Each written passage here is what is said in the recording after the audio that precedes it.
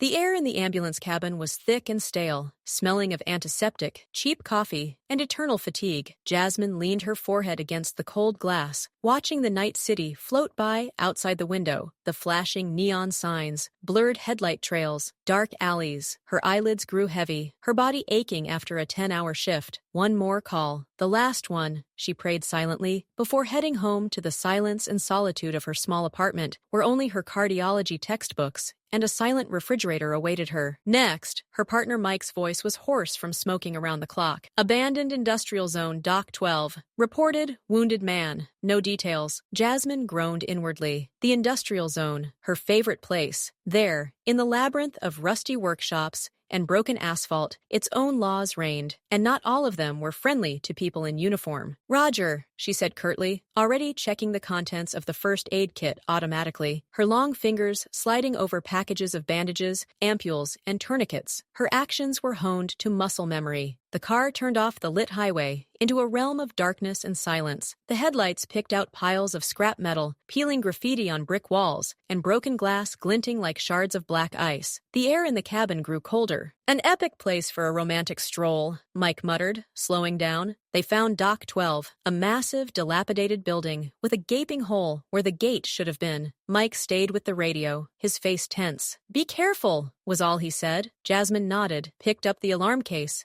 and stepped out into the cold, damp night. Her boots crunched on the broken bricks. The wind whistled through the rusty beams, like a tune on an out-of-tune flute. She went inside. It smelled of mold, urine, and stagnant water. The beam of her flashlight picked out the ghostly outlines of forgotten equipment from the darkness. And then she saw him. A man was lying on his back, leaning against a pile of rotting wooden pallets. Nearby, in a pool of dark, thick liquid, lay another man. A large man with empty, glassy eyes, staring into nothingness. A security guard, dead. But the first one was alive. His breathing was shallow and wheezing. His dark, expensive suit was soaked with blood around his left shoulder and side. Even in the dim light, even in an unnatural position, there was a strange, predatory grace about him. His face, with its sharp, almost sculptural features, and dark hair matted with sweat on his high forehead, was as pale as a sheet. But when her beam fell on him, his eyes opened. It was not the look of a frightened, wounded man. It was the look of a cornered wolf, sharp, black, full of silent rage and incredible, chilling will. He tried to say something, but only a hoarse, bloody bubble escaped his lips. At that moment, Jasmine's instinct for self-preservation screamed at her to run. Run away from this place, from this dead body, from this living but deadly gaze. But then something else kicked in.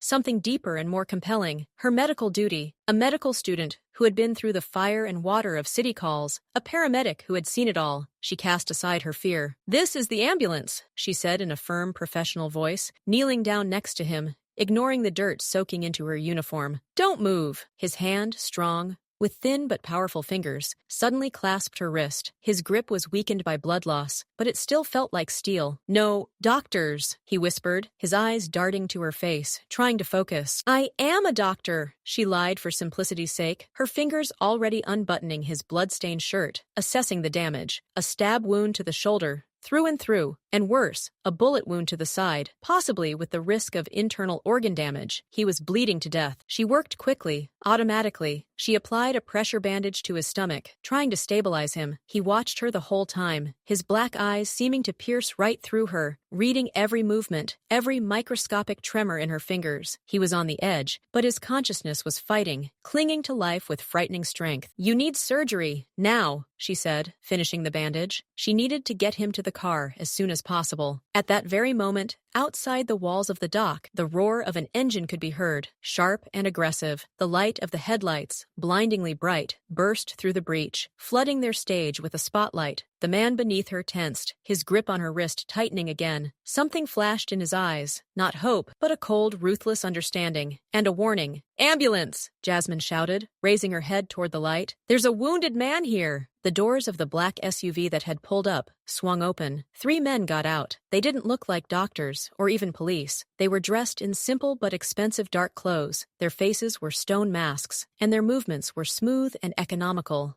like fighters. Their eyes instantly assessed the situation: a dead security guard, a wounded boss, and her, a woman in uniform, kneeling next to him. One of them, the largest, stepped forward. His gaze slid over her without any interest and fell on the wounded man. "Boss?" His voice was low and flat. The wounded man, Jin, as she had already mentally named him, pointed at her with a weak movement of his hand. "Take her too. She is needed." At that moment, Jasmine's world turned upside down. Her professional duty had been fulfilled. Now something else was beginning, something dangerous. The large man bent down, and the other two gently but unceremoniously lifted Jean off the ground. The third approached Jasmine. "You're coming with us," he said. It wasn't a request. "What? No, I need to be with my partner." She backed away, but her back hit a cold brick wall. "Your partner has calmed down." The man glanced toward the exit. Jasmine caught a glimpse of Mike, standing next to their ambulance, his hands behind his back, his face expressing fear and complete submission. Another man from the group was standing next to him. Jasmine's heart sank. Cold fingers of panic gripped her. "Please," her voice trembled. "I was just doing my job." The man, without deigning to answer her, simply took her by the elbow and led her to the SUV. His grip was like a steel vise. She saw Gina being laid on the back seat, his eyes closed, unconscious again. She was pushed inside, into the seat next to him. The door slammed shut with a dull, final click. The interior smelled of leather, expensive perfume, and now the coppery sweet smell of blood. The car started moving, smoothly and powerfully, taking her away from the world she knew to a world full of shadows and unfamiliar rules. She looked at the pale, lifeless face of the man next to her, whose life she had just saved, and for the first time in many years, she felt like prey rather than a savior. The car sped through the night city, but its route made no sense. Sharp turns into dark alleys, circles around deserted squares, long waits at traffic lights with the headlights off. Jasmine sat huddled in the leather seat, her fingers clenching the handle of the medical bag. She tried to memorize the route, but soon became completely disoriented. Her world narrowed to the interior of this car, to the wheezing breath of the wounded man, and to the stony faces of his guards. One of them, the largest one who gave orders, sat in the front passenger seat. Periodically, he turned around to check on Jean's condition. His gaze, cold and appraising, slid over Jasmine each time, as if he were weighing her potential usefulness and degree of threat. After a while, Jean groaned. His eyelids fluttered, and he came to. His black eyes, clouded with pain, slowly scanned the interior until they stopped on Jasmine. There was not a trace of surprise in them, only weary, resigned understanding. "Where?" His voice was quiet, hoarse,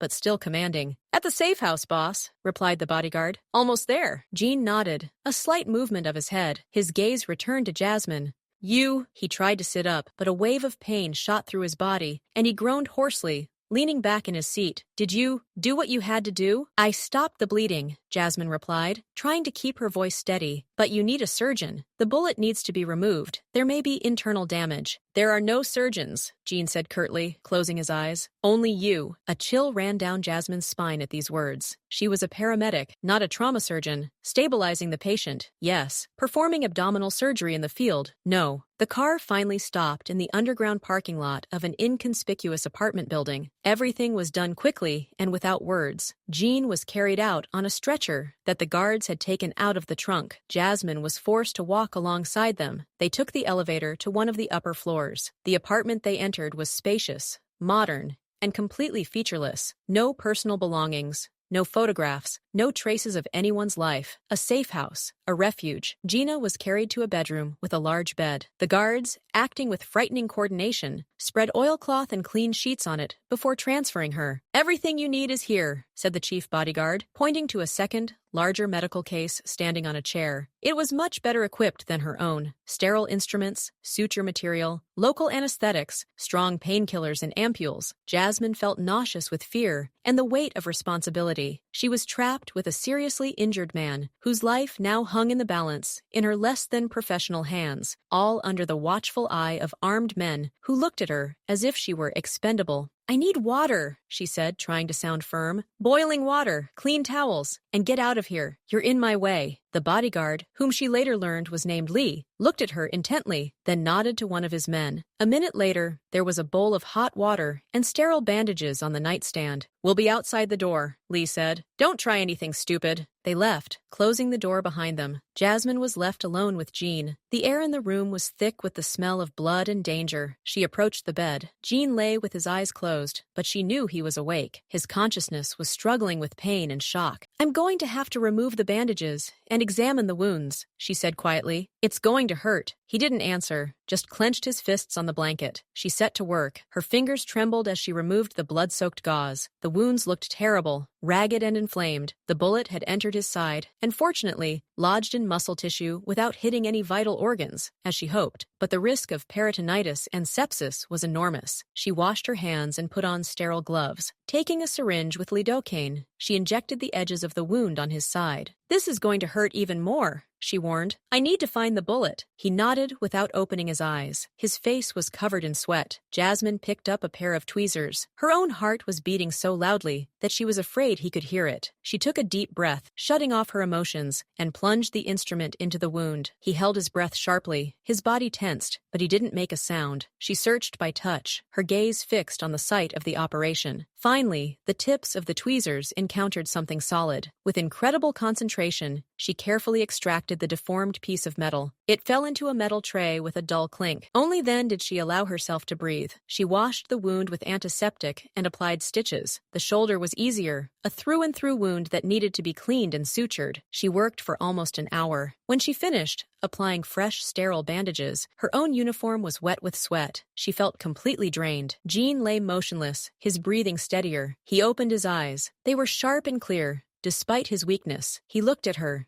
tired face, at her blood-stained gloves. "Your name," he said. It was an order. "Jasmine," she replied, taking off her gloves and throwing them into a trash bag. "Jasmine," he repeated, as if tasting the name. "I'm Jean. You saved my life. Somewhere else, some other time, it might mean something. Here and now?" she asked, unable to hold back. "Here and now." His voice became quieter but firmer. "You are a witness. You saw a dead man. You know my face. You are a vulnerability, an asset. I just helped," she whispered, feeling goosebumps crawl up her spine. "There is no just in my world." He tried to raise himself on his elbow, his face contorted with pain, but he continued, his gaze pinning her to the spot. "You will stay here until I decide otherwise. You will monitor my condition. You will remain silent. If you try to escape," he didn't finish, but the meaning hung heavy and undeniable in the air. "Do you understand?" Jasmine looked at him, at this man whose life she had just saved, and who was now coldly and deliberately turning her into his prisoner. Fear gave way to chilling clarity. She was in trouble. Deep, dangerous trouble. "I understand," she said quietly. He leaned back on the pillows with satisfaction, his strength fading. "Good. Lee will give you everything you need. Don't leave this room." He closed his eyes, signaling that the conversation was over. Jasmine slowly backed away to a chair in the corner of the room and sank into it. Her hands trembled again, but now not from fear, but from suppressed rage and despair. Her gaze fell on the blood-stained tweezers in the tray, and then on the wound on his side that she had just stitched up. He was right. She was an asset, a weak link, and her only protection was his need for her skills. She was both a doctor and a hostage in one person. She scanned the room for anything that could be used as a weapon. Her gaze fell on the open nightstand. Inside, among the packages of bandages, lay a small but heavy metal object, a thermometer in a sturdy case. Not ideal, but better than nothing. Carefully, without taking her eyes off the sleeping Jean, she reached for the nightstand and picked it up. The cold metal fit snugly in her palm. It was a tiny, pathetic symbol of resistance, but at that moment, it seemed to her to be the only thread of hope in this new, hostile world. 3 days, 72 hours, stretched into an endless chain of silent tension, the smell of antiseptic, and muffled footsteps behind the door. Jasmine lived in survival mode, her world reduced to the size of a bedroom, a bathroom, and sometimes, under Lee's supervision, the kitchen. She monitored Jean's condition, changed his bandages, and administered antibiotics that his people had somehow obtained. He was the perfect silent patient, enduring the pain without a single moan, but his eyes, those black, all-seeing lenses, constantly watched her, assessing,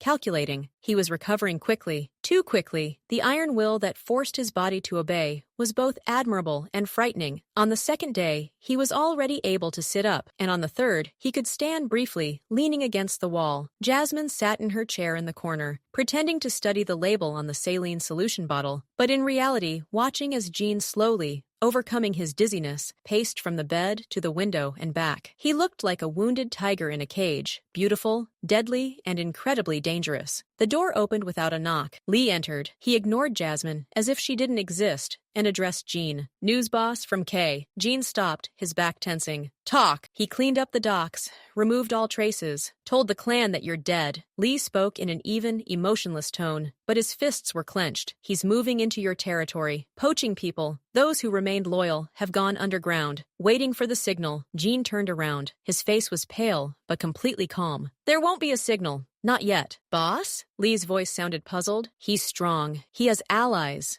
And Jin made a weak gesture toward his bandaged side. "I'm here. A ghost, and that's our strength." His gaze slowly, inexorably, shifted to Jasmine. She felt a chill run down her spine. There was not a trace of humanity in his eyes, only cold, ruthless calculation. "She," said Jean, "is our only tactical advantage. Kai doesn't know she exists. He's looking for soldiers, hunting down my people, but he won't be looking for a ghost, and he certainly won't be looking for a doctor." Jasmine froze, unable to move. She understood where he was going with this. Her worst fears were confirmed. "What do you want to do?" she asked quietly. Jin moved closer to her. He exuded an aura of authority that even his injury couldn't break. "Kai thinks he's dead. Fine. I'll stay dead, for a while, and you'll help me stay in the shadows. You'll be my eyes and hands where my people would be immediately detected." "No," Jasmine blurted out. "I won't take part in your war. I've already done everything I could for you, more than I should have." "What duty?" Jin smiled, and it was a short, joyless sound. "You don't understand. There is no duty here. There is a deal. You help me. You get a chance to survive. You refuse." He didn't finish, but his glance toward Lee spoke louder than any words. Jasmine's heart was pounding wildly. She looked at this man, at his cold, beautiful face, at his eyes, which showed not a shred of regret. He was offering her a deal with the devil, to become his accomplice, to immerse herself in the very world she instinctively wanted to flee from. "What if I agree?" Her voice trembled. "What then? When it's all over?" "Then," said Jean, "if I win, you're free. I'll give you enough money to forget this place, to start life with a clean slate, anywhere you want." "What if you lose?" "Then you won't care anymore," he snapped. "The choice is yours, Jasmine. Become a tool in my hands and get a chance, or become a problem that needs to be eliminated. Now." The air in the room became thick as syrup. She felt the weight of his gaze on her, felt Lee's presence behind her. She had no way out. She had no cards to play except one, her life, which he could so easily take away. She thought about her small apartment, her textbooks, the stethoscope she dreamed of, about a normal life that now seemed so distant, almost an impossible fairy tale. She took a deep breath, forcing herself to meet his gaze. "Okay," she whispered. "I agree." Not a single muscle moved on Jean's face. He just nodded, as if he had never doubted her answer. "Okay," he repeated. "The first assignment is tomorrow. Lee will brief you." He turned away and stared out the curtained window again, as if beyond it lay the domain he intended to reclaim. The conversation was over. The deal was done. Lee gestured for her to leave the room. In the living room, he stopped and looked at her for the first time, not as an inanimate object, but as a potential, albeit unwilling, ally. "Don't do anything stupid," he said quietly. "The chance he's giving you is more than he's given anyone in recent years." Jasmine didn't answer. She just stood in the middle of that faceless, cold living room, feeling the filth of this deal slowly covering her soul. She said yes to survive, but deep down, she was already making plans to escape at the first opportunity. She looked at the locked front door, then at Jean sleeping behind the wall. He thought he had tamed her, made her his tool, but he didn't know that even the most fragile tool could have a will of its own, and its own revenge. She clutched the cold metal body of the thermometer in her pocket, her tiny, pitiful weapon. Now it had become a symbol of something greater, a symbol of quiet, still hidden resistance. The morning began with Lee silently placing a pile of clothes on the kitchen table in front of her. Simple jeans, a dark turtleneck, sneakers, and a light windbreaker. Everything was her size. Everything was new and faceless. "Get changed. Your uniform attracts attention," he said, measuring out ground coffee into a Turkish coffee pot. Jasmine silently took the clothes and went into the bathroom. As she took off her blood and sweat-stained paramedic uniform, she felt like she was shedding the last traces of her old life. A stranger stared back at her in the mirror, pale, with dark circles under her eyes, but with a new, steely gleam in her eyes. The fear was still there, but it had been replaced by cold determination. She had to get through this test. It was her chance to get out on the street, assess the situation, and find a weak spot in their defenses. When she came out, Jean and Lee were waiting for her in the living room. Jean was sitting in an armchair, still pale but now composed. He was wearing dark pants and a simple black t-shirt, which only emphasized his predatory posture. He was holding a tablet in his hand. Eureka Private Clinic, he began without preamble, showing her a photo of a modern glass building on the screen. It specializes in plastic surgery for the wealthy. It has everything I need: certain antibiotics, blood transfusion equipment in case of complications, access to a closed database for creating new documents. Jasmine listened, her mind working from a medical point of view. He was right. Such a clinic could indeed have everything he needed. Your task, his gaze pinned her to the spot, is to get inside under the pretext of a consultation. Lee will provide you with a cover story and documents. You'll need to find the chief administrator's office, download the data from his computer onto this flash drive. He handed her a miniature device disguised as a key fob. And empty this syringe into the air conditioning system in their medicine warehouse. He handed her a small holder with a pre-filled syringe. What is this? Jasmine asked, looking at the clear liquid with horror. A compound based on capsaicin and a mild nerve agent, Lee explained indifferently. It will cause severe tearing, coughing, and panic. Evacuation will take 15 to 20 minutes. Enough time for me to get into the storage room. Jasmine felt nauseous. She wasn't a saboteur. She was the one who dealt with the consequences of such actions. I can't. It's poisoning, she began. The doses are calculated so as not to cause serious harm, Jean replied coldly. It's necessary. You have the medical knowledge to pass yourself off as their client. My people don't. You're the only option. There was no room for discussion in his tone. It was an order, the first test of loyalty. Half an hour later, she was leaving the building, led by Lee. He walked a few steps behind, an invisible shield and supervisor. She was wearing new clothes and had a fake driver's license and credit card in her pocket in the name of Jessica Reynolds, as well as the ill-fated syringe and flash drive. Her heart was pounding in her throat. The Eureka Clinic was as soulless and shiny as it had been in the photo. The air was sterile, smelling of expensive perfume and money. A smiling but wary woman sat behind the reception desk. I have an appointment with Dr. Mendez, Jasmine said, trying to make her voice sound confident. She gave the name Lee had given her. The administrator checked something on the computer, and her smile widened slightly. Of course, Miss Reynolds. Please take a seat. The doctor will be with you shortly. As Jasmine waited in the luxurious waiting room, her eyes scanned for cameras, escape routes, and door signs. Chief Administrator, that was the sign on the frosted glass door at the far end of the hallway. The door was slightly ajar. She was called into the doctor's office. She played her part, complaining of non-existent migraines, while the pseudo-doctor talked about new techniques. Her mind was preoccupied with other things. How to distract attention. How to get into that office.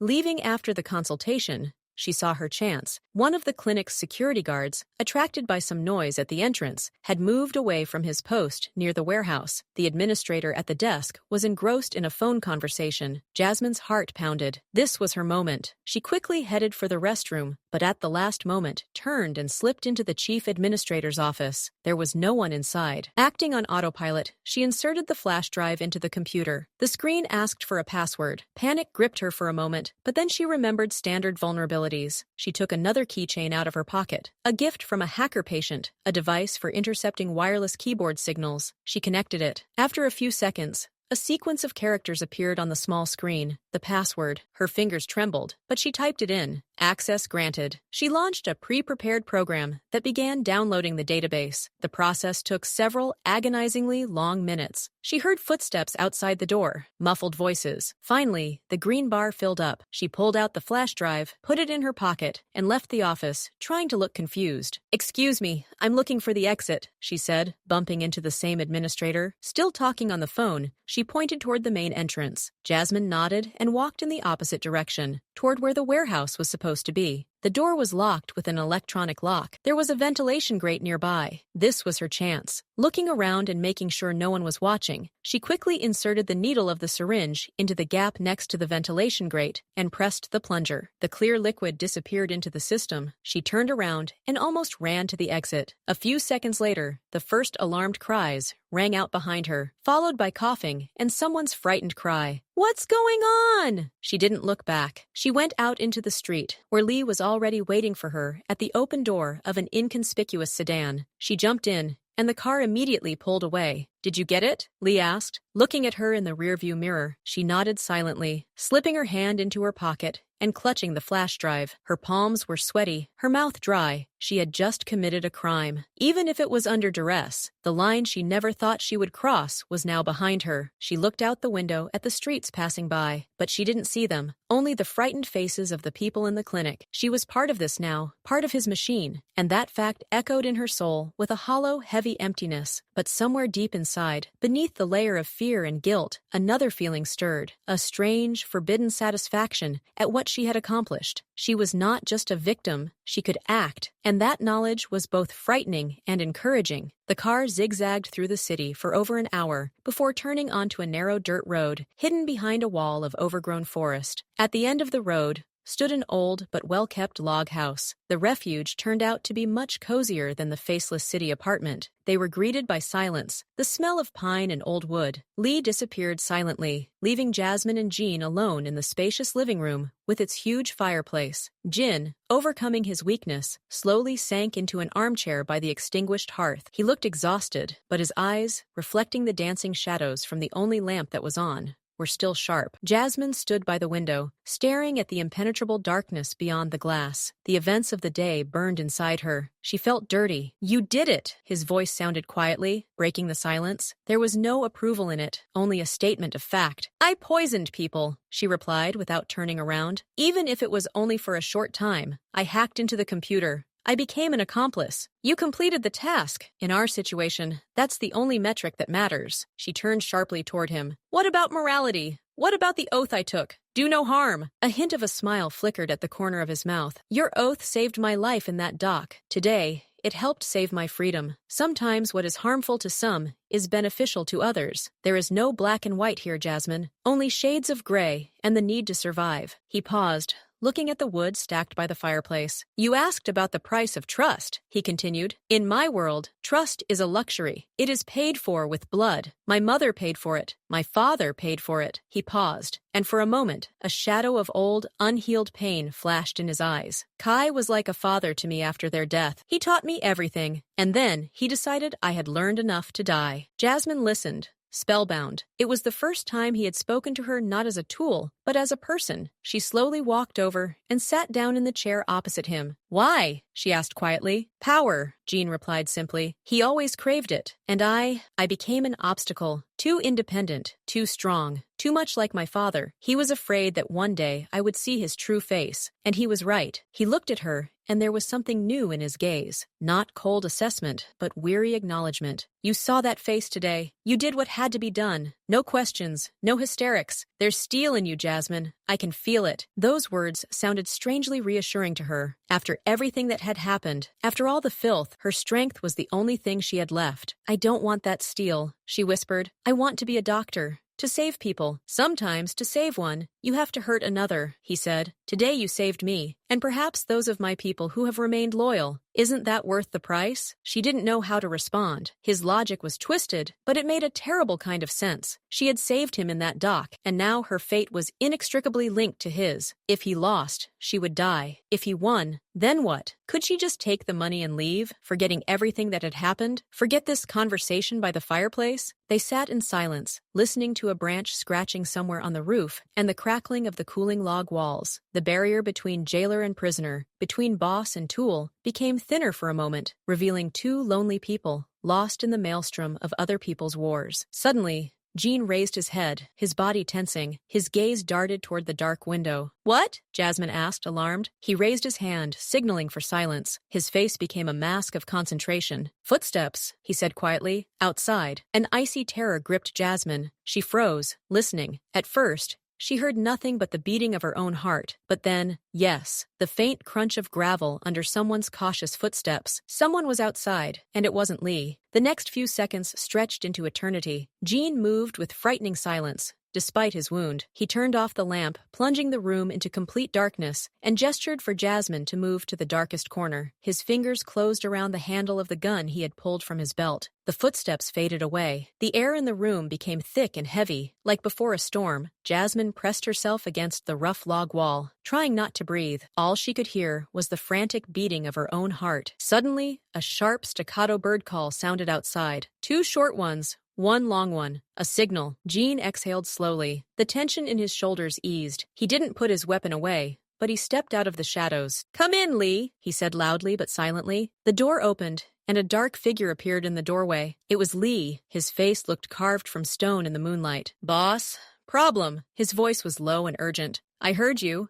"Not outside, from the city." Lee entered, closing the door behind him. "Kai isn't waiting. He started the purge. Tonight, his men broke into the Sapphire Hall. It was Khan and his guys." Jasmine didn't know who Khan was, but from the way Jin's jaw clenched, she knew he was someone important, someone on their side. "Khan!" The name sounded like a groan from Jin. "Is he alive?" "Miraculously. They took him out through the back door. 3 of his men are dead. Kai is moving fast. He's rooting out everyone who could remain loyal to you. He knows your hideouts, your schemes. The leak is coming from the very core." Jin turned away, his fists clenched. In the moonlight streaming through the window, he suddenly looked young and vulnerable, a boy carrying an unbearable burden. "They're dying for me," he whispered, "hiding like rats because I'm here, because I'm hiding." "It's a strategy, boss," Lee said firmly. "You're regaining your strength. We'll be back. And how many more will die while I'm recovering my strength?" Jean turned sharply. His eyes burned in the dim light. "Han, he was with my father from the beginning. He didn't finish." Clenching his fists again, he paced the room, his shadow dancing wildly on the walls. Jasmine watched him, forgetting her fear. She saw not a mafia boss, but a leader torn between revenge and responsibility for those loyal to him. Finally, he stopped. His decision was written on his face, hard, final. "It's over," he said. "The game of hide and seek. We're going back to the city." Lee frowned. "Boss, that's suicide. You're not in shape yet. Kay has all the cards right now." "Kay has fear," Jin replied coldly. "And I have duty. I won't let him slaughter my people like cattle. We're going back. Today, tonight." He looked at Jasmine. His gaze was the same as ever, authoritative and unquestionable. But now there was also a shadow of something she couldn't quite recognize. Regret? No. Recognition.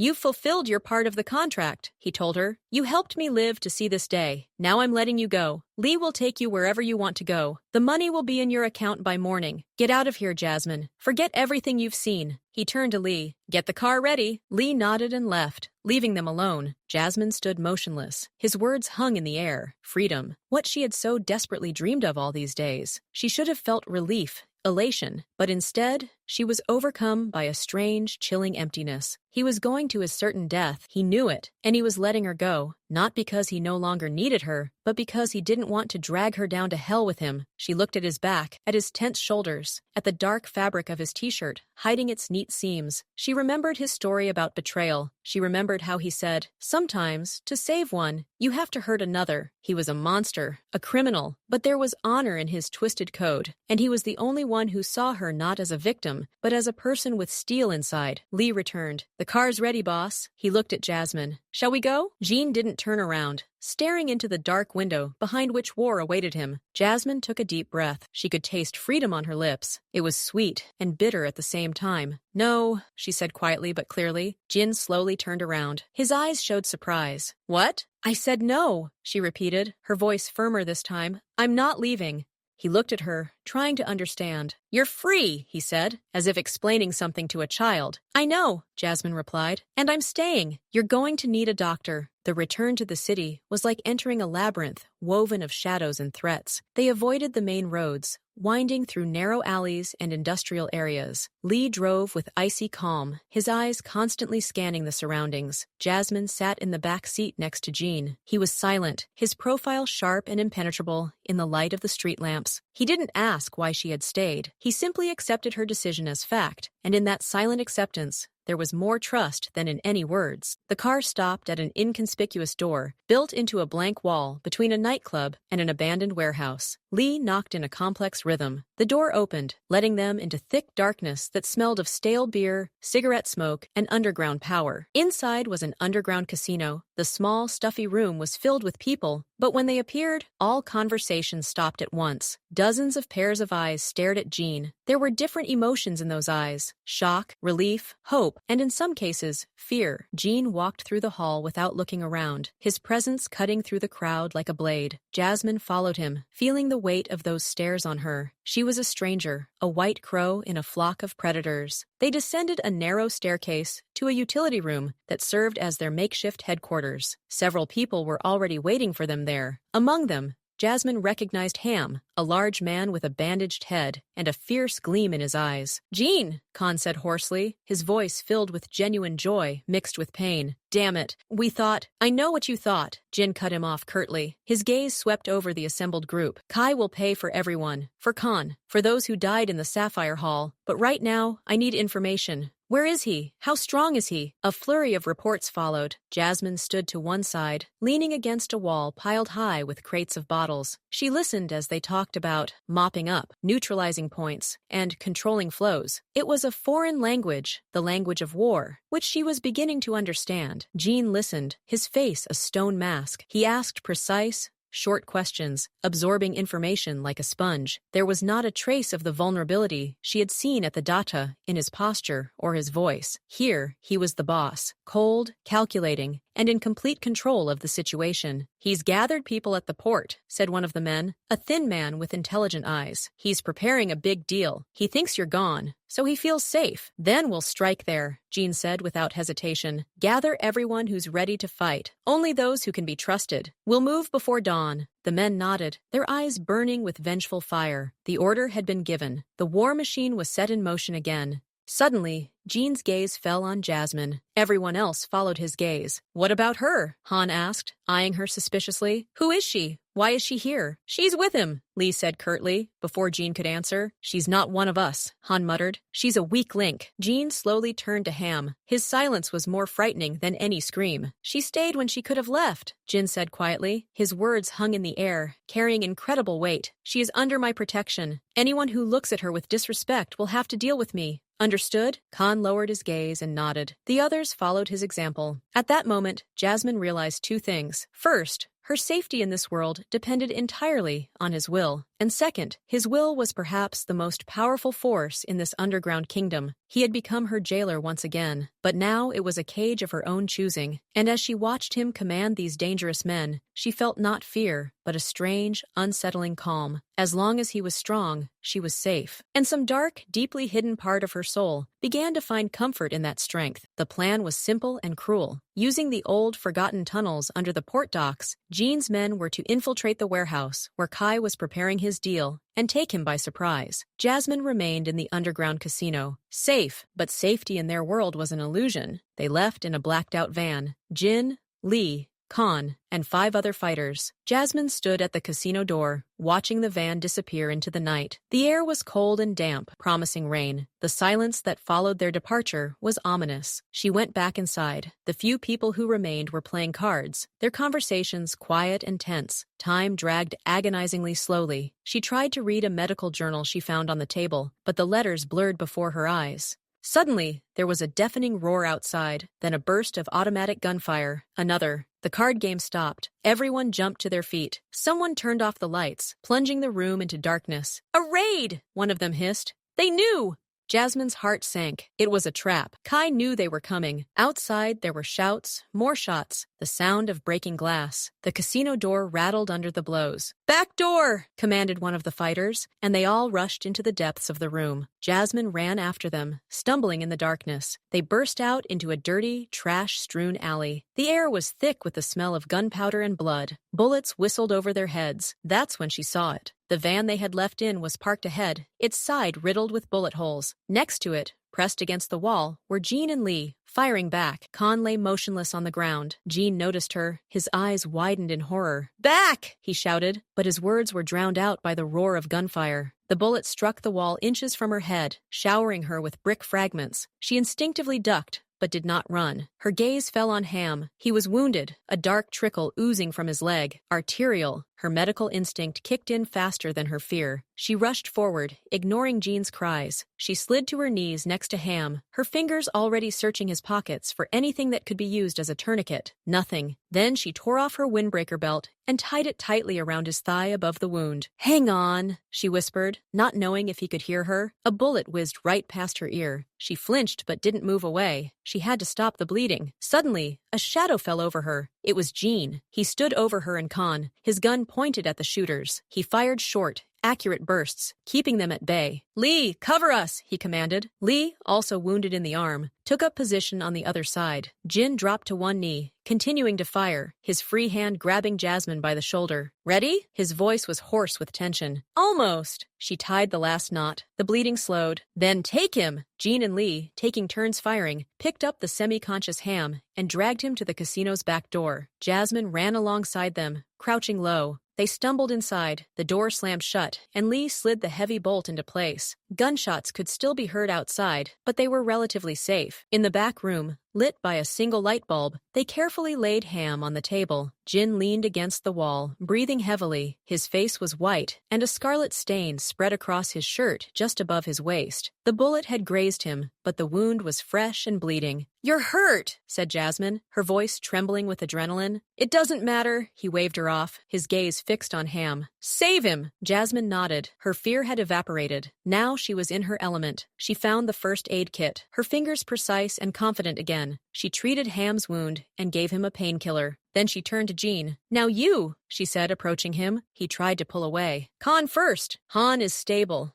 You're bleeding to death." Her tone brooked no argument. "Take off your shirt." He looked at her, and a storm raged in his eyes. Anger at his failure, pain, and something else. Respect? He silently unbuttoned his shirt and pulled off the blood-stained fabric. The wound was shallow but long. She washed it, feeling his muscles tense beneath her fingers. He didn't make a sound. At that moment, in the dim light, amid the smell of blood and gunpowder, she was neither a captive nor an accomplice. She was a doctor, and he was her patient. Everything else faded into the background. He looked at her concentrated face, at the confident movements of her hands. "I told you to leave," he said quietly. "I know," she replied, without looking up from her work. "You could have died. So could you." He didn't know how to respond. He just looked at her, and for the first time ever, his gaze was completely defenseless. There was no power or calculation in it, only a tired, naked admission. She finished bandaging him. Their eyes met. The air thickened, filled with unspoken words, shared horror and something else, warm and tremulous, that had sprouted through the cracks in their defenses. He slowly raised his hand and touched her cheek. His fingers were hard, stained with soot and blood, but his touch was incredibly gentle. "Jasmine," he whispered, but he couldn't finish. Outside, the sound of sirens grew louder. The police. The sirens were wailing somewhere very close, their sound piercing the walls and grating on the nerves. An instant, ringing silence fell in the utility room, broken only by Ham's heavy breathing. Jean's gaze, which had been soft and vulnerable just a moment ago, became sharp and cold again, like a blade. He pulled away, his hand falling. "Lee," his voice was quiet, but cut through the air like a command. "Ghost protocol, immediately." Lee, clutching his bloody hand, nodded and rushed to the floor, lifting one of the heavy slabs. Underneath it was a hatch. "This is the end," whispered one of the fighters, looking at the door, which was already creaking under the blows from outside. "It's the beginning," Jin corrected him. He looked at Jasmine. "Go with them." She shook her head, her fingers instinctively clutching the edge of the bandage he had just applied, as if trying to keep him here, safe. "You can't stay. You're wounded." "I'll distract them," he said simply, as if announcing the weather. "It'll give you time to leave." "No!" Her exclamation was louder than she had intended. She saw the remaining fighters flinch. Even Lee froze for a moment. Jean looked at her, and that strange expression flashed in his eyes again. A mixture of amazement and something warm that melted the ice in his gaze. "Jasmine," he began, but Lee interrupted him. "Boss, there's no time. Let's go, everyone." One by one, the fighters began to descend into the dark abyss of the hatch. Lee gritted his teeth and helped Han slide off the table and passed him down. Jasmine stood rooted to the spot, staring at Jean. "I'm not leaving you," she said, and there was no fear or pleading in her voice. It was a choice.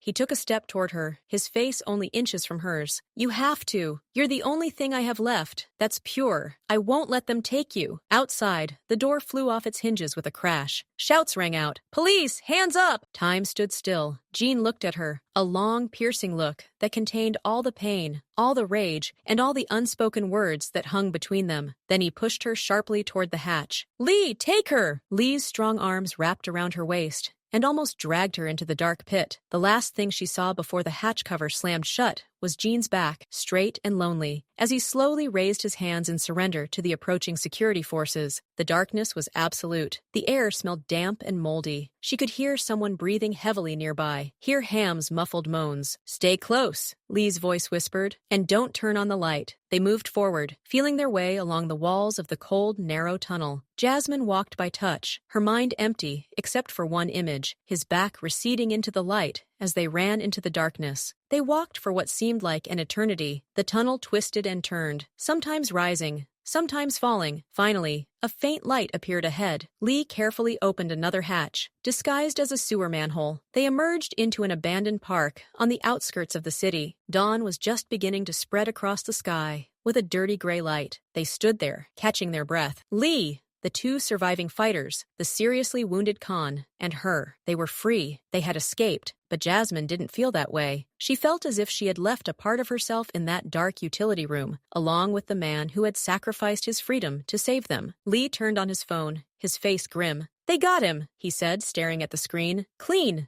No resistance. Transferring to central isolation." Jasmine closed her eyes. The Central Detention Center, a place from which there was no escape. A place where Kai had surely already sent his men to finish him off. "What now?" she asked quietly. Lee looked at her. His eyes no longer held the same wariness. Now they held respect, and the same emptiness she felt inside. "Now," he said, "we're going to get him out. And for that, we'll need you again, Doctor." They took refuge in a new place, an old boat that smelled of fish and resin, locked in a hangar at an abandoned shipyard. The wounded Ham was laid down in the cabin, and Jasmine immersed herself in her work again, her hands applying bandages and administering antibiotics on autopilot. But her thoughts were far away. She saw his back, the back of a man who had chosen captivity, and possibly death, to give them a chance to escape. Lee settled into the next cabin, his face lit by the blue light of his laptop. He drew diagrams, studied the plans of the isolation ward, and called old, half-forgotten contacts. The air was thick with hopelessness. Jasmine finished with Khan and went out on deck to get some air. The morning was gray and cold. She looked at the rusty hulls of the other ships, feeling just as abandoned and useless. "He knew," said a voice quietly behind her. It was Lee. He had come out of his cabin, his face tired. "He knew it was a trap from the very beginning." Jasmine turned around. "What?" "The information about Kay's deal. It was too obvious, too tempting." Jin understood that, but he couldn't risk it being true, and he couldn't send people to their deaths without leading them himself. She looked at Lee, and the pieces of the puzzle fell into place in her mind, forming a terrifying picture. He had taken a calculated risk, straight into Kay's jaws, to protect his people, to get her out. "Why?" she whispered. "Why did he do that?" Lee studied her for a few seconds. "Because you were there, and because you stayed when you could have left. For a man like him, that means more than any oath of allegiance." He turned away, looking at the water. "Kai is holding him in the central isolation ward. It's been 12 hours. We don't have much time. Kai has people everywhere. Jin is alive until Kai receives a public renunciation or decides the game has gone on too long." "What can we do?" Jasmine asked, her voice taking on the steely tone he had once noticed in her. "The detention center has its own clinic," Lee said, "a small medical unit. Prisoners are transferred there for routine checkups or if something happens to them." He looked at her. "You're our only chance to get in from the inside, under a false pretext. As a doctor." Jasmine froze. "Get into a police detention center? That was crazy." "How?" she asked. "We have a person in their system. He can put you on the list as a visiting specialist. A dentist, for example. But that will only give you access to the medical unit. Jean will be under heavy guard. They won't bring him in for a routine examination."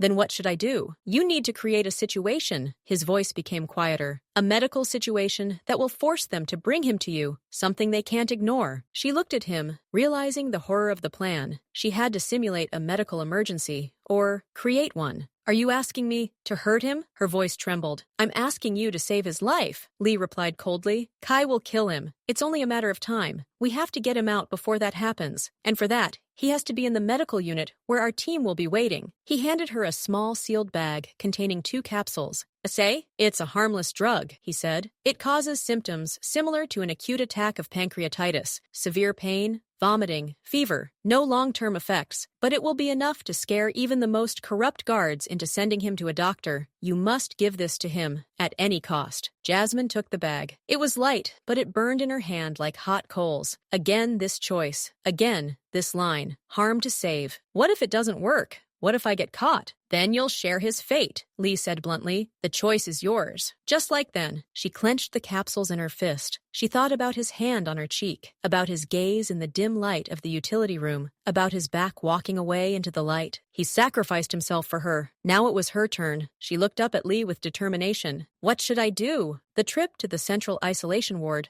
took less than an hour, but every second, Jasmine felt ice-cold shivers running down her spine. She sat in the back seat of the taxi, dressed in a strict, hastily purchased suit and a white medical gown. In her coat pocket were a fake ID and pass, in the name of Dr. Alice Reed, as well as those 2 fateful capsules. They burned her pocket like red-hot steel. Lee had instructed her in every detail. Their man had entered her into the system as a visiting dentist scheduled to examine several inmates. This gave her a legal reason to be there and access to the medical wing. The rest was up to her. The isolation ward was a gloomy concrete building surrounded by barbed wire. The air at the entrance was thick with the smell of disinfectant, sweat, and despair. The search procedures were humiliating and thorough. Her medical bag was shaken down to the last screw, but the capsules hidden in the hollow handle of her stethoscope passed inspection. The medical unit turned out to be a small, sterile room with 2 cubicles separated by curtains. She was taken there and left under the supervision of a fat, bored guard. The first 2 patients were ordinary prisoners with toothaches. She automatically pretended to examine them, her ears straining to catch any information about Gina. "She held in isolation cell B," muttered one of the orderlies as he came out of the next cubicle. "Kay's personal request. No contact." Jasmine's heart sank. Isolation cell B. That meant he was in solitary confinement, under special surveillance. It would be almost impossible to get him here. Time was passing. Her shift was coming to an end. Despair began to rise in her throat. She hadn't fulfilled her part of the plan. She had let him down. And then the door to the medical ward swung open. 2 guards brought in Jean. He was wearing an orange jumpsuit, his hands cuffed behind his back. He walked slightly hunched over, but his head was held high. His face bore a fresh bruise under his left eye, and his lip was cut. But his eyes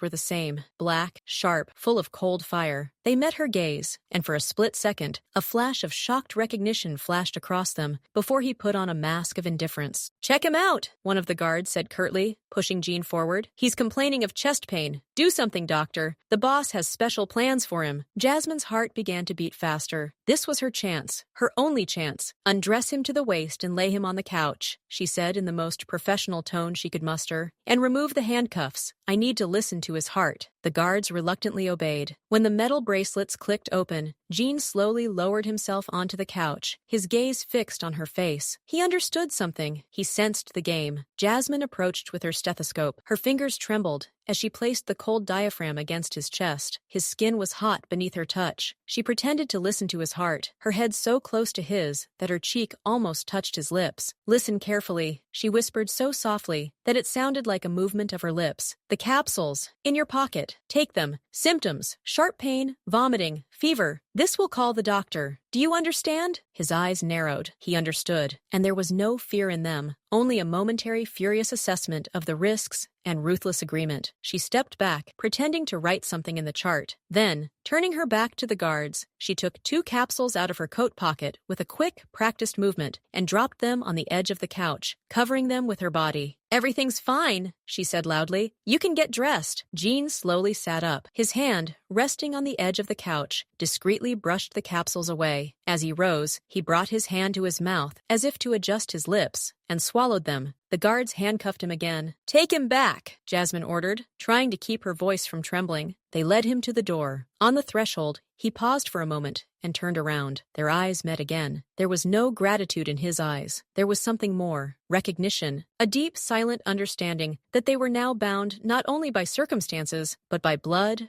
trust, and this desperate, dangerous step. The door closed behind him. Jasmine was left alone in the medical room, her knees buckling. The first part of the plan had worked. Now everything depended on how quickly the drug would take effect, and on the readiness of Lee and his men. She went to the sink and washed her face with ice-cold water, staring at her pale reflection in the mirror. She was no longer an unwitting participant. Now she was at the heart of the conspiracy, and the life of a man who, over the past few days, had become, what to her? A jailer? An ally? Something more? She gripped the edge of the sink. There was no answer. There was only the need to act. and wait. Jasmine spent another 2 agonizing hours in the medical unit, filling out paperwork and pretending to tidy up the instruments. Every minute stretched into eternity. She listened to every sound outside the door, waiting for screams, commotion, an alarm. And then it came, a muffled but growing hum of voices from the hallway, then a sharp automated voice over the PA system. Code Blue, Sector B. Medical assistance. Code Blue, Sector B. Her heart skipped a beat. It was him. The door swung open, and a stretcher was wheeled into the medical unit. On it, curled up in pain, lay Gene. His face was deathly pale, large beads of sweat rolling down his temples. He was moaning, his body convulsing in spasms that mimicked unbearable pain. 2 guards and a paramedic bustled around him. "Doctor, quick!" one of the guards shouted. Jasmine approached, her medical instincts momentarily overcoming her nervousness. She checked his pulse, rapid as it should be. She placed her hand on his forehead, hot. "Acute abdominal syndrome," she said, looking at the guards. "Possibly a perforated ulcer or pancreatitis. He needs urgent hospitalization, right now." The guards exchanged glances. Their eyes showed confusion. "We have orders not to move him anywhere," one of them muttered. "Then he'll die here." Jasmine's voice took on a metallic tone that surprised even her. "And you'll be responsible for the death of a prisoner in your custody. Is that what you want?" The threat worked. They began to fuss. "Get the car ready," the senior officer commanded over the radio. "Convoy to the city hospital, immediately." Everything happened at a frightening speed. Gina, still writhing in pain, was loaded into a prison van with bars on the windows, waiting in the courtyard. Jasmine insisted on going with him as an accompanying doctor. She was allowed inside under the disgusted gaze of the guard. The door of the van slammed shut. They set off. Inside, besides her and Gina, there were 2 guards. One was behind the wheel. The other was sitting opposite them, his machine gun resting on his knees. Gene lay on a stretcher, his eyes closed, but his breathing was beginning to even out. The drug, as Lee had promised, did not last long. He slowly opened his eyes. His gaze met hers. There was no pain in it, only icy, focused rage and a question. She nodded slightly. Soon, the van drove out of the detention center gates and turned onto a deserted road leading to an industrial area, the shortest route to the hospital. Jasmine clasped her hands together to keep them from shaking. She prayed that Lee's calculations were correct. Then the van slammed on the brakes. There were screams from the front, followed by a dull thud. The guard opposite them jumped up, raising his rifle. "What the hell?" The next moment, the rear doors of the van burst open with a crash. Standing in the doorway, silhouetted against the blinding morning sun, was a figure in black with a sawed-off shotgun in his hands. Lee. "Everyone down!" His voice sounded like a whip. A shot rang out. The guard fell to the floor, clutching his shoulder. Lee had shot him in the arm,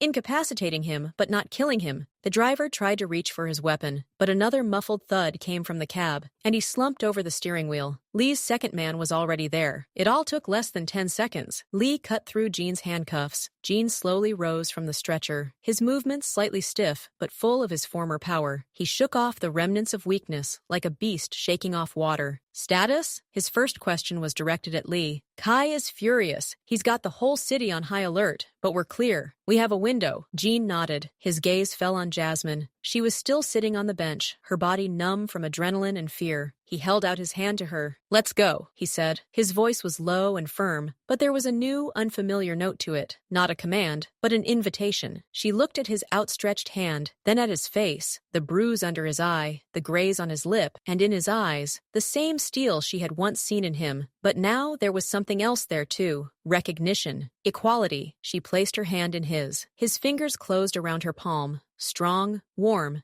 and confident. He helped her out of the van into the sunlight. They stood on a deserted road. Another car was smoking nearby, their trap. Lee's men were already getting into 2 black SUVs with tinted windows. "Now," said Gene, still holding her hand, "the real war begins, and you're on my side, Jasmine. For good." She looked at him, this man who had been her jailer, her patient, and now her ally. She was no longer a hostage. She was no longer a tool. She had made her choice, crossing the line to save him. "Ha, I know," she replied, and for the first time since that fateful call to the industrial zone, her voice was completely calm. He nodded briefly, and a hint of a smile flickered at the corner of his lips. Then he let go of her hand and turned to Lee. "Let's go. It's time to remind Kay who he betrayed." He walked to the car, his shadow long and relentless on the asphalt. Jasmine followed him, not looking back at the prison van and her old life left behind. Her future was now inextricably linked to his, and however dark it might be, it was her own choice. The new hideout was on the top floor of a semi-abandoned textile factory. The air smelled of dust,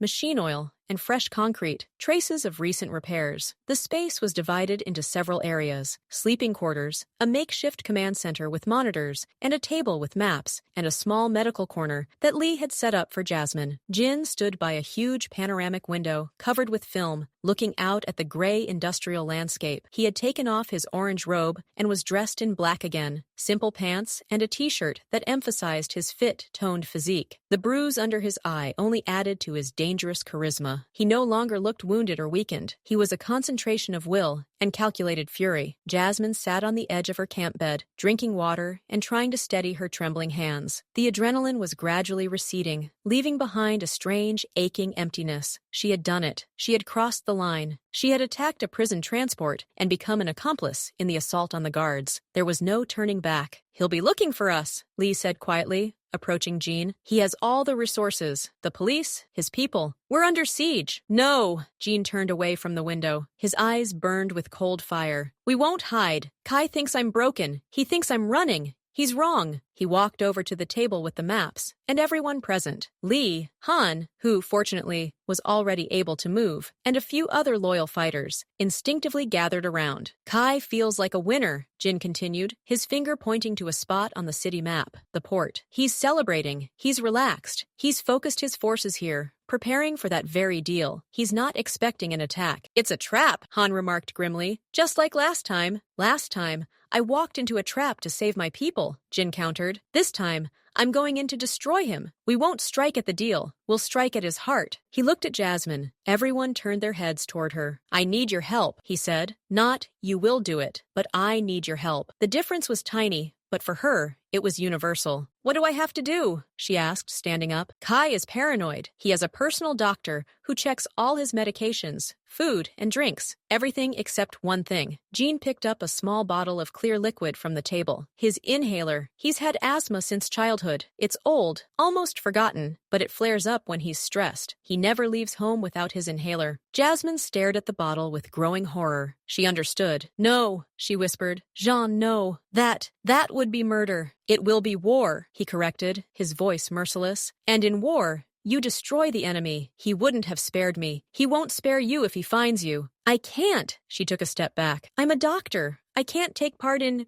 poisoning." "It's not poison," Lee said. His voice was calm. "It's a highly concentrated muscle relaxant. It will cause a sharp spasm in his bronchial tubes, a severe, painful attack. He won't be able to command. His men will panic. It's our chance to break through his defenses and take him alive." Jasmine looked at the vial, then at Jean. He didn't look away. There was no plea in his eyes. There was harsh necessity and expectation. He believed she would do it, that the steel inside her would hold. "You're the only one who can do this," he said quietly. "You can approach him as a doctor. Check on his condition after the stress. You have an excuse, and you have the skills to do it discreetly." She felt nauseous. She was standing on the edge of the abyss again. To agree would mean becoming a murderer, albeit indirectly. To refuse would mean condemning them all to death, including herself and him. She remembered his back in the doorway of the isolation ward, his hand reaching out to her by the van. His words, "You're on your side of the barricades in this war, for good." She had made her choice then. Now she had to reap the consequences. She exhaled slowly, forcing the tremor in her hands to subside. She looked straight into Jean's black, unyielding eyes. "Okay," she said, her voice quiet but firm. "I'll do it." She took the bottle from his hands. The plastic was cold. She put it in the pocket of her robe, feeling its weight like a burden on her conscience. Jean didn't say, "Thank you." He just nodded, and something dark and triumphant flashed in his eyes. He could see that her moral barriers had fallen. She was finally his. "Preparation will take 6 hours," he said, addressing everyone. "Take your positions. Tonight, it will all be over." The people dispersed. Jasmine remained standing alone in the middle of the empty workshop, clutching a vial of clear liquid in her pocket that was supposed to break a person. She had sold her soul, and the worst part was that part of her didn't regret it, the part that wanted to survive, the part that wanted him to survive. At night, the port was a realm of shadows and echoes. Giant containers were stacked in impenetrable labyrinths, creaking and groaning in the wind. The damp, salty air mingled with the smell of rust dust and fuel oil. Somewhere in the distance, the lights of the city twinkled, but here there was almost complete darkness, broken only by the occasional searchlight on the security towers. Jasmine walked along the windswept pier, her white robe fluttering like a ghostly banner. Lee walked beside her, his face hidden deep in his hood. They moved toward the lit warehouse at the very end of the pier, the place where Kai was preparing his deal and felt safe. They were stopped at the checkpoint, two armed men with empty eyes. "Who goes there?" one of them barked, his hand on his holster. "Doctor," Lee replied, his voice flat and indifferent. "For Kai. He's having a seizure. Sent from the clinic." The guard said something into his radio, his gaze sliding over Jasmine. She stood with her back straight, trying to breathe evenly. Her own pulse was pounding loudly in her temples. The command to let them through was given. They were led inside the warehouse. The space was huge, filled with boxes of unknown goods. In the center, behind a makeshift table made of boxes, sat Kai. He looked like an older, corrupted version of Jin, the same sharp features, but disfigured by greed and cruelty. Several of his men stood next to him. And Jin was right. In Kai's hand, resting on the table, was a silver inhaler. Kay looked up at them. His eyes, cold and piercing, narrowed. "Doctor?" His voice was hoarse and raspy. "I didn't call anyone."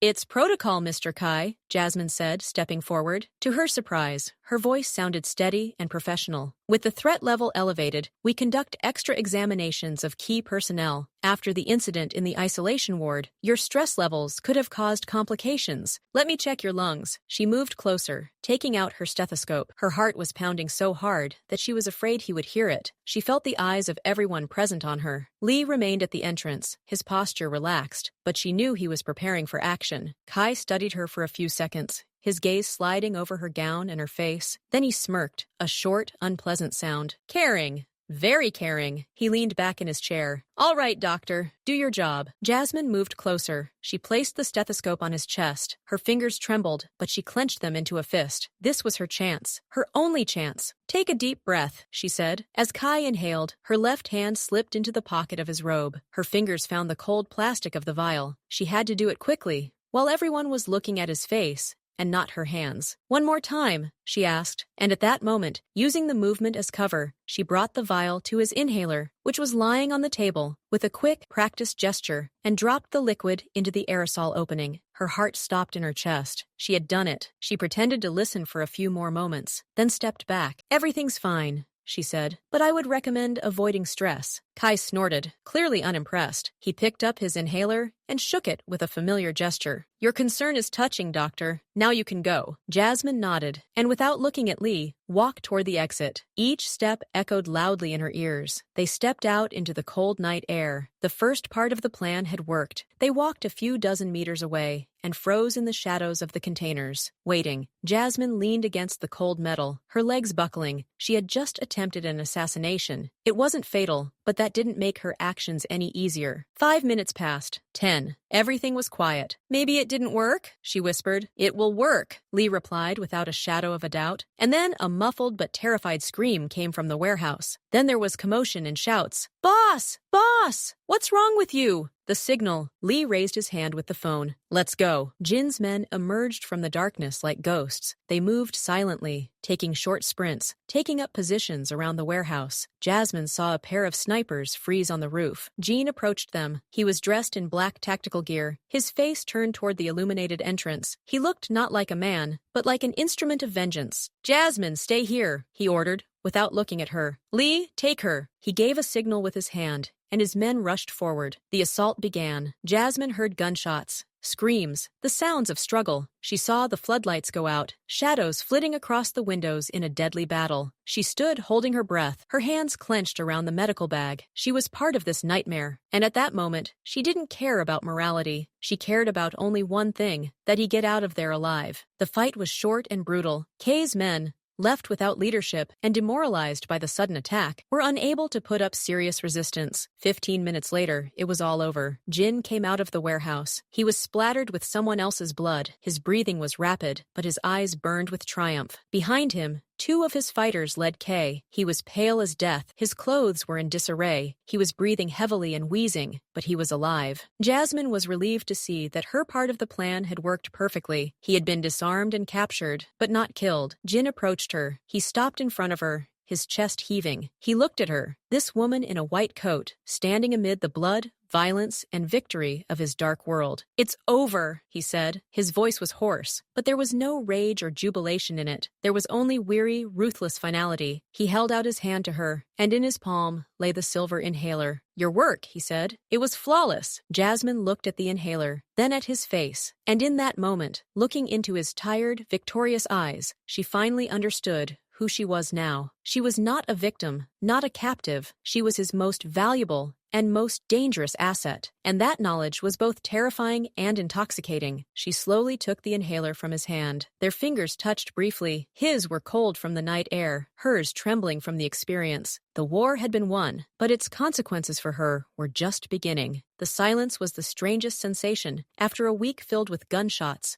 screams, and the roar of engines, they returned to Jean's penthouse, the very place where Jasmine's nightmare had once begun. Now it seemed different, purified. The air was cool and sterile, and the panoramic windows offered a view of the city lying at their feet, shining like a canvas studded with diamonds. Power had been restored. Kai, broken and humiliated, had been banished in disgrace, his influence crumbling to dust in a matter of hours. Those loyal to Jean had taken their old positions, restoring order to his empire. The war was over. Jasmine stood at the window, looking at the lights. She was wearing clean, soft clothes that had been bought for her. Her own things, her old life, were waiting for her in the apartment, which, she had learned, Jin had secretly continued to pay for all this time. She heard footsteps behind her. She recognized their rhythm without turning around. He stopped beside her. For several minutes, they looked at the city in silence. It was their first moment of peace since that night at the docks. "You're free," Jean finally said. His voice was quiet, devoid of its usual steel. "Truly free. Your debt is paid, and my debt to you can never be paid." She nodded without looking at him. She knew this would come, the end of their strange, twisted contract. "Sieg Lee has prepared everything for you," he continued. "New documents, an account with enough money to last several lifetimes. You can go anywhere you want, study, become the doctor you want to be. No one will ever bother you." He was talking about the dream she had cherished all this time, about the freedom she had clung to so tightly, but now those words sounded like a sentence. "What about you?" she asked quietly. "I'm staying here," he paused. "This is my legacy. My burden, and my prison." She finally turned to him. He looked at her, and there was no power or calculation in his eyes, only a tired, bottomless emptiness. He was a king who had regained his throne, but that throne stood in pitch darkness. "Are you suggesting I simply leave?" Her voice trembled. "After everything?" "I'm offering you a chance at life," he corrected. "The life you deserve. Pure, bright, without blood on your hands." He was right. She could leave, start over, erase these weeks like a bad dream. But she looked at him, this man who had been her jailer, her patient, and her ally. She remembered his back in the doorway of the isolation ward, his hand reaching out to her, his recognition of her strength. They had gone through hell together, and that hell had bound them together forever. She thought she wanted freedom, but true freedom is not just the absence of chains. It is the right to choose your own shackles. "You said that trust is a luxury that must be paid for with blood," she reminded him. "I paid with mine. You paid with yours. Doesn't that mean we've already bought ourselves that luxury?" He froze, his eyes fixed on her with a new burning intensity. "What are you saying, Jasmine?" "I'm saying I don't want that life." Her voice grew stronger. "I don't want to forget, and I don't want you to stay here alone, in your prison." He stepped toward her, closing the distance between them to zero. He radiated warmth, the familiar scent of cedar and metal. "Do you understand what this means?" His whisper was like a touch. "This is not a contract, not a debt. This is everything. You will be part of this world, my shadow. You will never be able to leave." She looked into his eyes, those black, bottomless eyes in which she saw not a monster, but a human being. Broken, dangerous, but real. And she saw her reflection in them, not a victim, not a saint, but a woman who had discovered her power and accepted her darkness. "I know," she whispered. "I'm already part of it, and I don't want to leave." He said no more. His hand rose, and his fingers touched her cheek, this time without blood and soot, just skin to skin. It was both a question and an answer. She leaned into his touch, closing her eyes. This wasn't the end. It was the beginning of something new. Dark, dangerous, but it was her choice. He leaned down, and his lips touched her forehead. An oath, gratitude, and a promise, all in one gesture. Outside the window, the city shone, endless and indifferent. But here, in this room, two lonely hearts, stained with blood and finding support in each other, had finally found their home. Not in the light, nor in the darkness, but in the gray area between them, where debts ended and something immeasurably more durable began. Her journey from captivity to ally was complete. Now her journey as his equal began, and no words were needed for that.